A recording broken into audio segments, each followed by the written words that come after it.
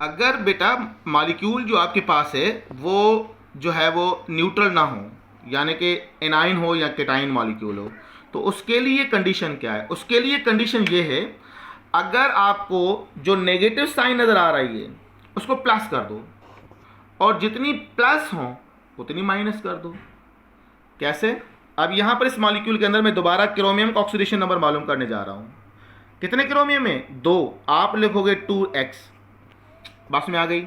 अच्छा जी। एक ऑक्सीजन की वैलेंसी कितनी होती है? आपने कहा -2, छठे ग्रुप का मेंबर है, तो साथ में कितनी होगी? आपने कहा -14।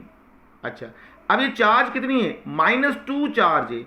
-2 है तो आप इसको लिखोगे +2। जैसा कि मैं पहले भी कह चुका, माइनस हो तो प्लस कर दो, प्लस हो तो माइनस कर दो, बस इतनी सी कहानी है।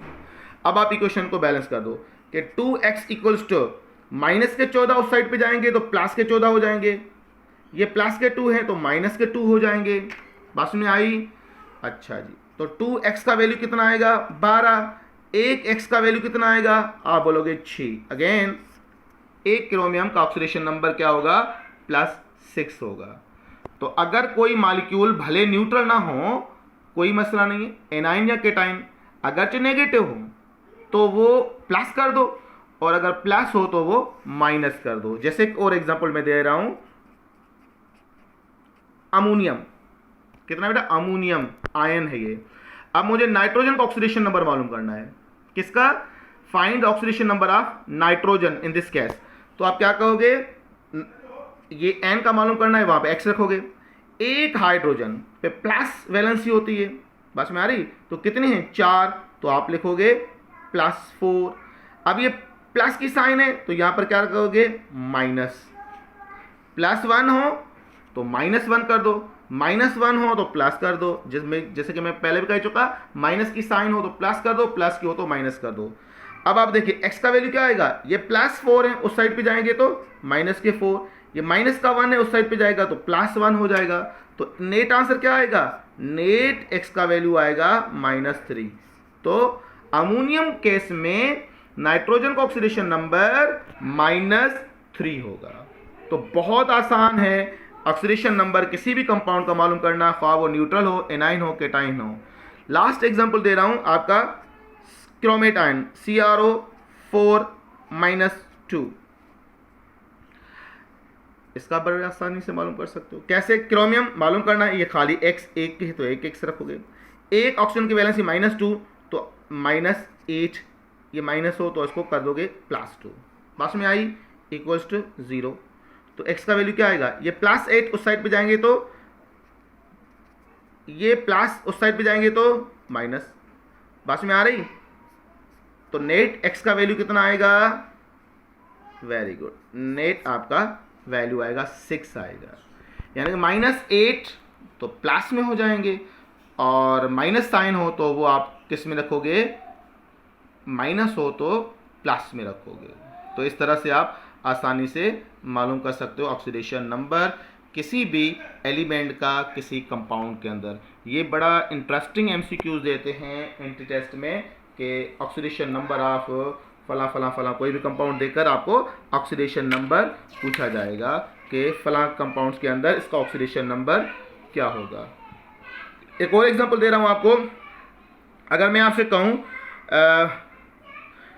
क्रोमेट आयन हो या फिर नाइट्रेट कंपाउंड्स हो, कोई भी कंपाउंड्स हो, चले मैं आपको दे रहा हूं सल्फेट केस के अंदर -1। चले मैं अपने तरफ से दे रहा हूं सल्फेट -1, -2 होता है, -3 हो, जो भी हो, मैं अपने तरफ से दे रहा हूं। ये सल्फर का ऑक्सीडेशन नंबर बताना है। आप क्या कहोगे सल्फर केस में? आप लिखोगे, वेरी गुड, आप लिखोगे x, मालूम करना है ना आपको। अच्छा जी, एक ऑप्शन पे -2 तो 3 पर कितने हो गए? -6। अब ये -1 है तो आप क्या करोगे? +1 इक्वल्स टू, ये आपकी लीनियर इक्वेशन बन गई। अब x का वैल्यू क्या होगा? तो x विल इक्वल्स टू, ये -6 है, उस साइड पे जाएंगे तो +6, ये प्लस है तो माइनस आएगा। तो x का वैल्यू क्या आएगा बेटा? 5 आएगा। तो oxidation number of sulphur in this case आप बोलोगे +5। तो बहुत आसान है ऑक्सीडेशन नंबर मालूम करना। आई होप ये पॉइंट आपको समझ में आ गई होगी। ऐसा कोई एमसीक्यूज एंट्री टेस्ट में आया हुआ हो या आपको कंफ्यूज कर रहा हो कि सर इसका ऑक्सीडेशन नंबर क्या होगा इस केस में, तो आप मुझे ज़रूर कमेंट्स कीजिएगा, बल्कि वो एग्जाम्पल मुझे शेयर कीजिएगा तो मैं उसका ऑक्सीडेशन नंबर आपको बताऊं कि इसका ऑक्सीडेशन नंबर कितना होगा। अपना ख्याल कीजिएगा बेटा। और ये कि इसके बाद जो हमारी टॉपिक होगी वो तफसीलन ऑक्सीडेशन रिडक्शन पे होगी। ऑक्सीडाइज्ड क्या है, रिड्यूस क्या है, बैलेंस केमिकल इक्वेशन किस तरह से करते हैं बाय रिडॉक्स इक्वेशन। तो इंशाल्लाह ये नेक्स्ट हमारा लेक्चर इसी ही पॉइंट पे होगा। जब तक इसका कॉन्सेप्ट मज़ीद क्लियर नहीं होगा उससे पहले मैं पोटेंशियल अपना इलेक्ट्रोड पोटेंशियल जो है वो टॉपिक नहीं करवाऊंगा, क्योंकि बाद में आप कंफ्यूज हो जाओगे कि सर ऑक्सीडाइज्ड कौन है और रिड्यूस कौन है। तो जाहिर बात है पहले आप oxidised, reduce, reducing agent, oxidising agent, इन तमाम चीज़ों को समझोगे तब आप आसानी से इस टॉपिक को ग्रिप हासिल कर पाओगे जिसका नाम इलेक्ट्रोड पोटेंशियल है। तो पहले बेटा ऑक्सीडेशन नंबर, इस पर थोड़ी प्रैक्टिस कीजिएगा। कल मैं आपको बताऊंगा ऑक्सीडाइज, रिड्यूस, ऑक्सीडाइज नंबर, उस हिसाब से बैलेंस केमिकल इक्वेशन के कुछ एग्जांपल मैं दूंगा। इंशाल्लाह बाद में हम इलेक्ट्रोड पोटेंशियल डिस्कस करेंगे। अल्लाह हाफ़िज़ बेटा, अपना ख्याल कीजिएगा, दुआ में याद।